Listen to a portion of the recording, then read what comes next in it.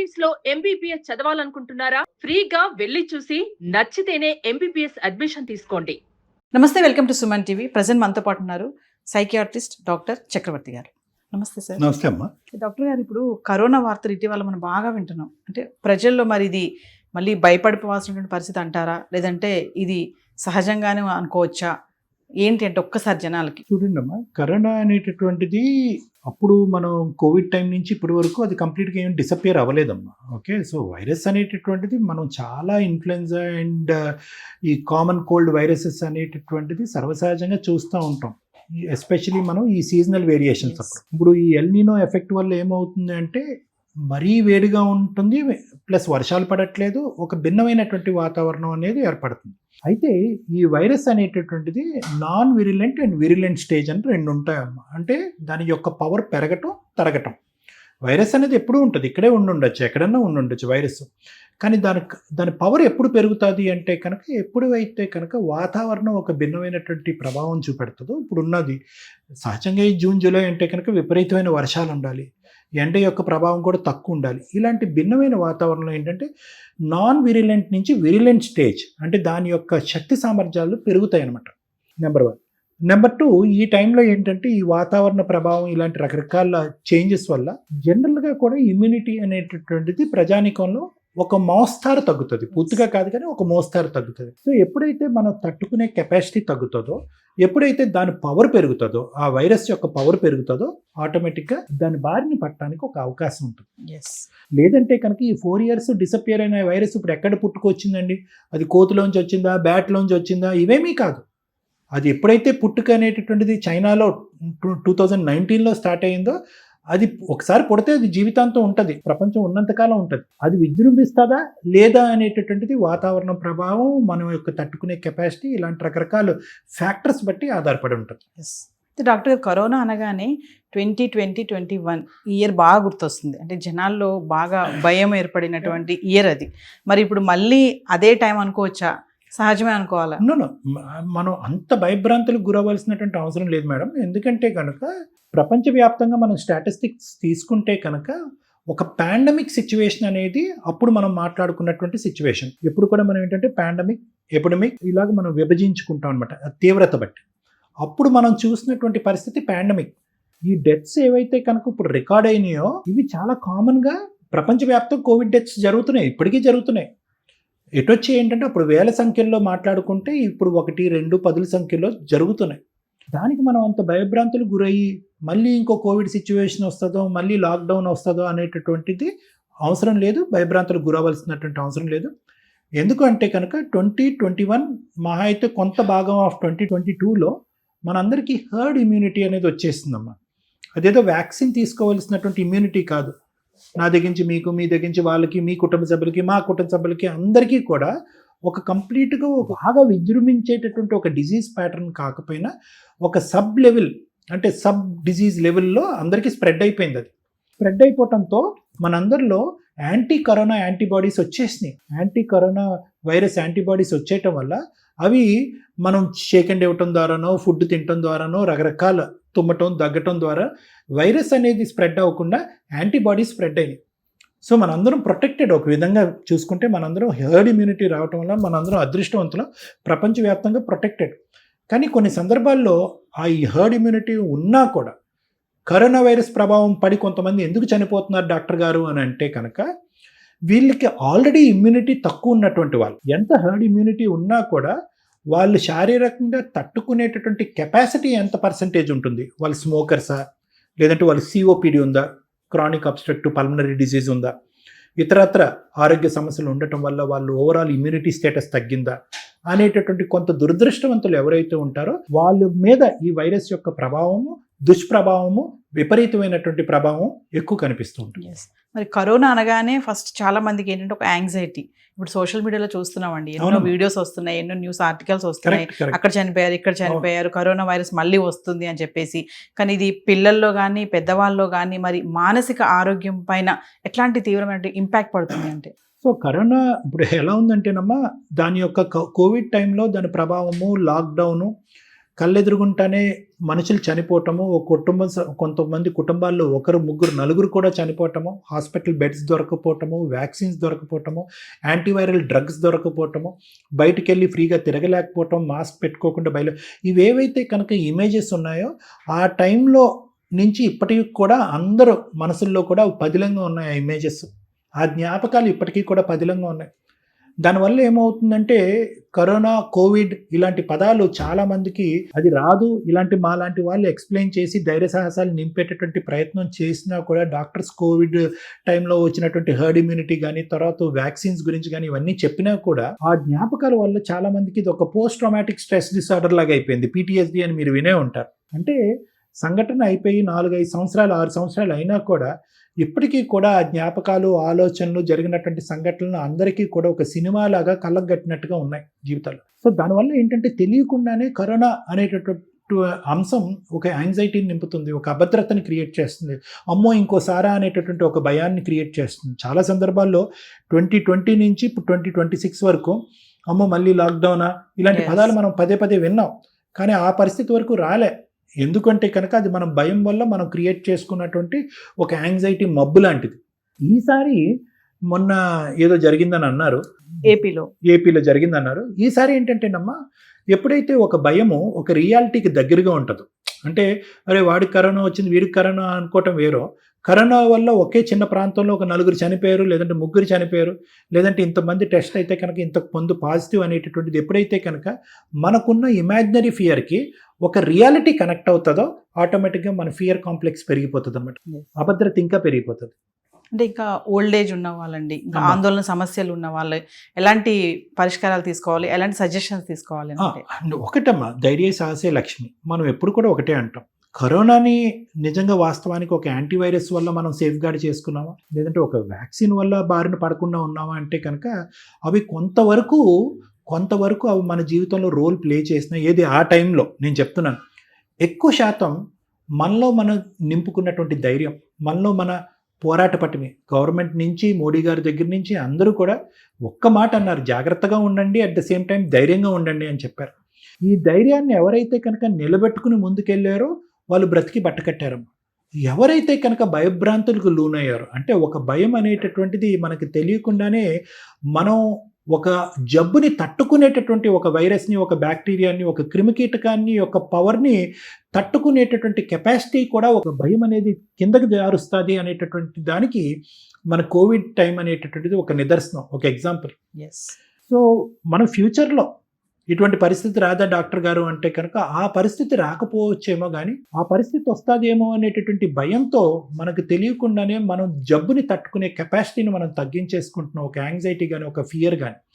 So ప్రధానంగా వృద్ధాప్యంలో ఉండేటటువంటి వాళ్ళకి కానీ, లేదంటే ఏదైనా ఇతరత్ర మల్టిపుల్ ఆరోగ్య రీత్యా సమస్యలు ఉండేటటువంటి వాళ్ళకి కానీ, లేదంటే నాకు వస్తుంది అనేటటువంటి సెన్సిటివ్ వ్యక్తులకు కానీ అందరికీ మనం చెప్పేది ఏంటంటే, ప్లీజ్ ఒక ఆలోచనకి ఒక చిక్కుముడిలాగా, ఒక సాలిగూడులాగా ఒక ఆలోచనని అల్లుకుని వెళ్ళిపోయేటటువంటి పరిస్థితిని తెచ్చుకునేది వరకు ఉండద్దు. ఒక భయంతో కూడేటటువంటి ఆలోచనని వాస్తవానికి దగ్గరగా ఉందా లేదా, సైన్స్కి దగ్గరగా ఉందా లేదా అన్నది ఆలోచించుకోండి. అనవసరంగా ఒక ఆలోచనని దాన్ని అలా అల్లుకుంటూ వెళ్ళిపోయి ఒక ప్యానిక్, ఒక యాంగ్జైటీ డిసార్డర్ వస్తే కనుక ఆ డిసార్డర్ మీ ఇమ్యూనిటీని తగ్గిస్తుంది. మీరు సైంటిఫిక్ ఫ్యాక్ట్స్కి దగ్గరగా ఉండడానికి ట్రై చేయండి. ఎంతవరకు మీరు వినేటటువంటి వార్తల్లో నిజమో అబద్ధమో తెలుసుకునేటటువంటి ప్రయత్నం చేయండి. అందులో నిజం లేకపోతే కనుక దయచేసి ఆ భయం అనేటటువంటి భావాన్ని తీసి పక్కకు పడేసేయండి. ఒక భయంతో ఉండటం అనేటటువంటిది ఈజ్ ఈక్వల్ టు ఒక జబ్బుతో పాటు ప్రయాణం చేయటం.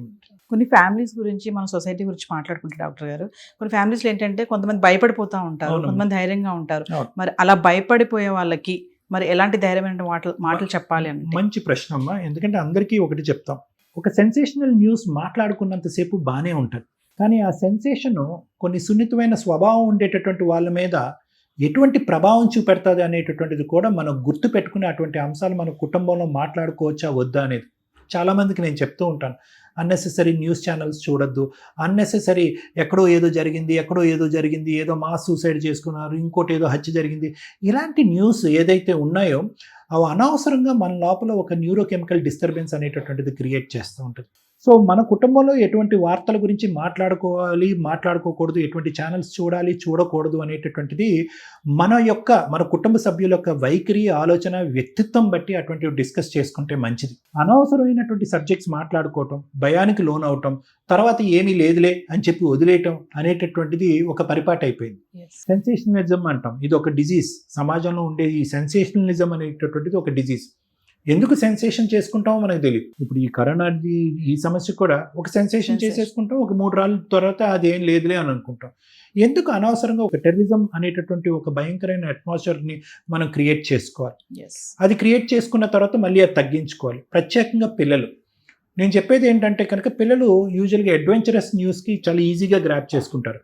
ఇప్పుడు ఇదే డిస్కషన్ మన ఇంట్లోకి వెళ్ళి, మరి నీకు తెలుసా పలానా ప్రాంతంలో 4 కరోనా వల్ల డిజీజ్ చనిపోయారు అనగానే పిల్లలు అనవసరంగా ఉలిక్కి పడతారు, భయభ్రాంతులకు లోనవుతారు, రాత్రి నిద్రపోరు, కొంతమందికి పీడకలు వస్తూ ఉంటాయి.